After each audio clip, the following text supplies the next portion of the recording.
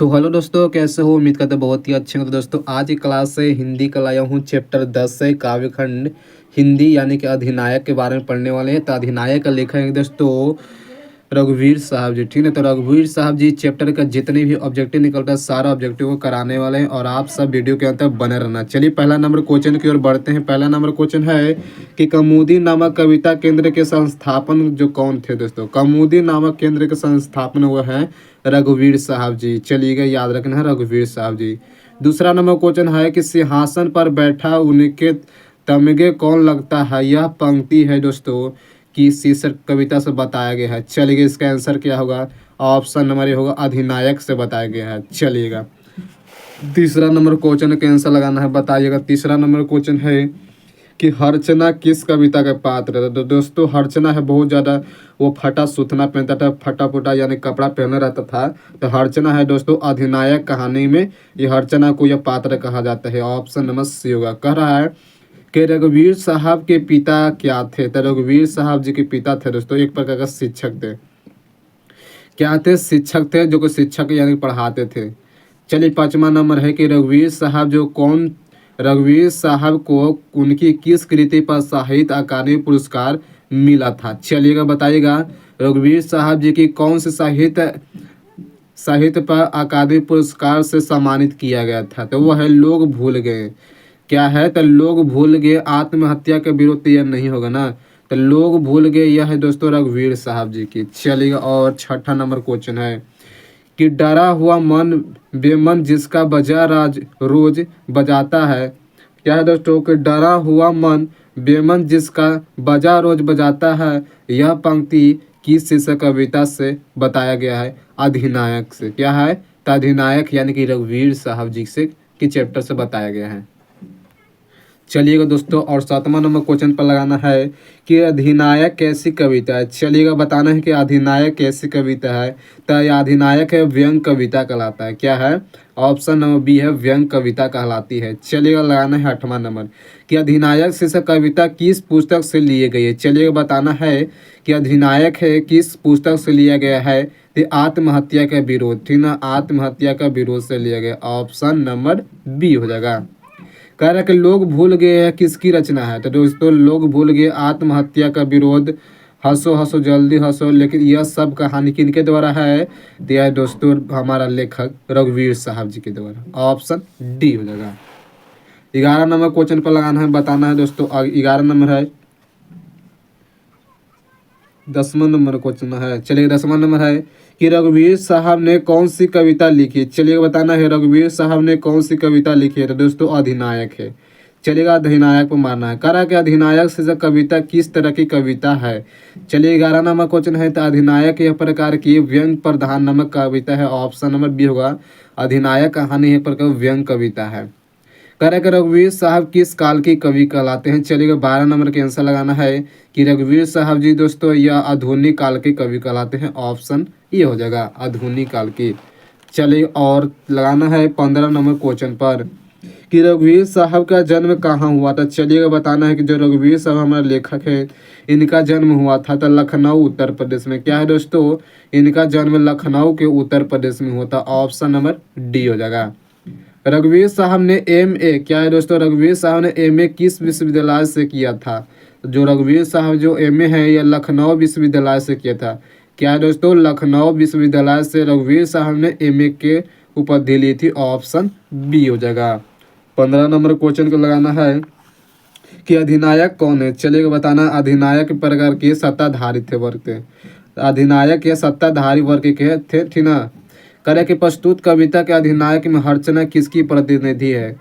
हर्चना है दोस्तों यह किसकी प्रतिनिधि थे? आम आदमी की तरह, मतलब कि सिंपल आदमी की तरह हर्चना था, जिसके गरीब जैसा था यह हर्चना। और हर्चना जो है दोस्तों वो गाना गाने में बहुत ज़्यादा माहिर थे। ओम राष्ट्रीय गीत पर जो जनगण गण गवाता है उसी पर बहुत ज़्यादा रुचि था इनका। करें हर्चना कौन थे दोस्तों? हर्चना है दोस्तों घर का नौकर था।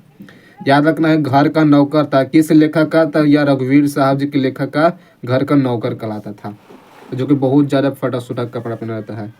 कहना दोस्तों देखिएगा 18 नंबर के अज्ञे द्वारा संपादित दूसरा शतक में एक कवि के रूप में कौन सामने आया था।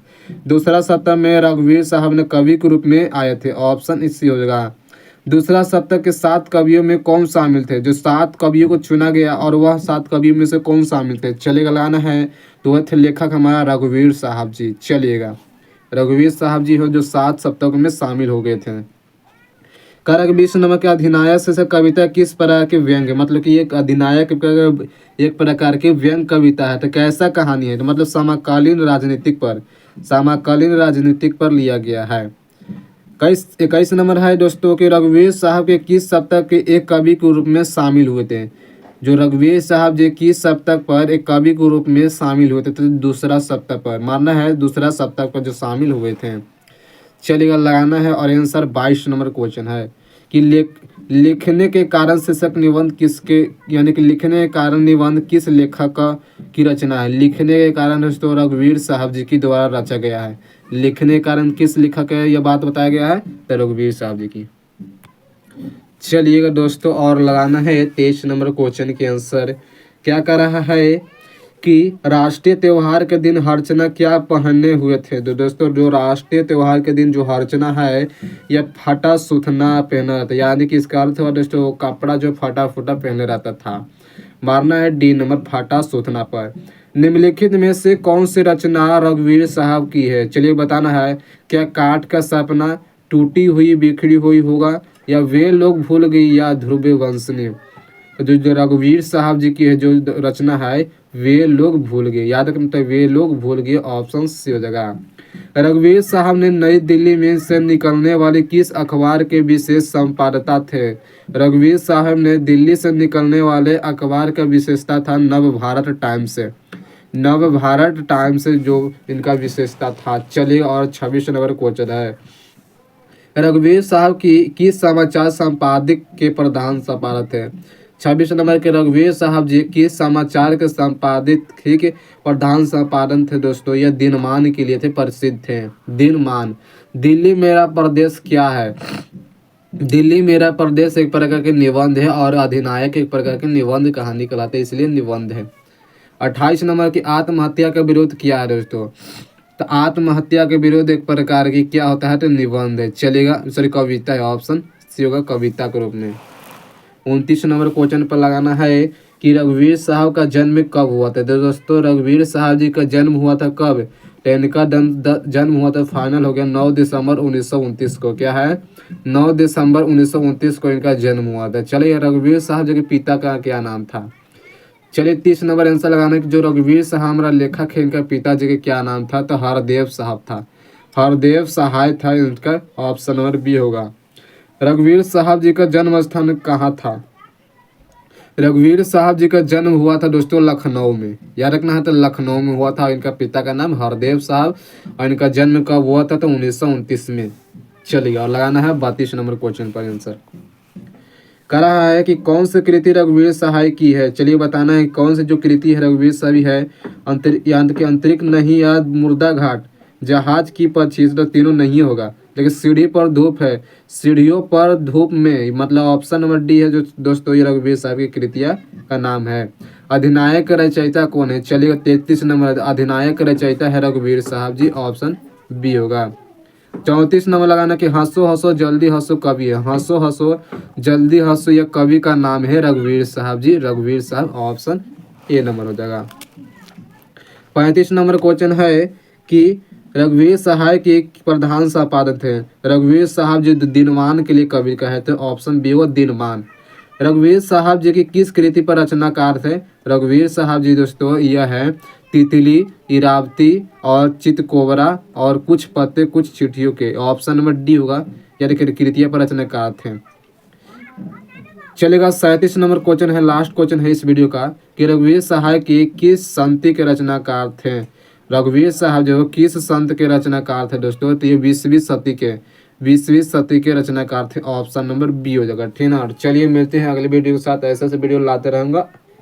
ठीक ना। चैनल पर नए हैं तो चैनल को जरूर सब्सक्राइब करें। मिलते हैं नेक्स्ट वीडियो के साथ। Thank you.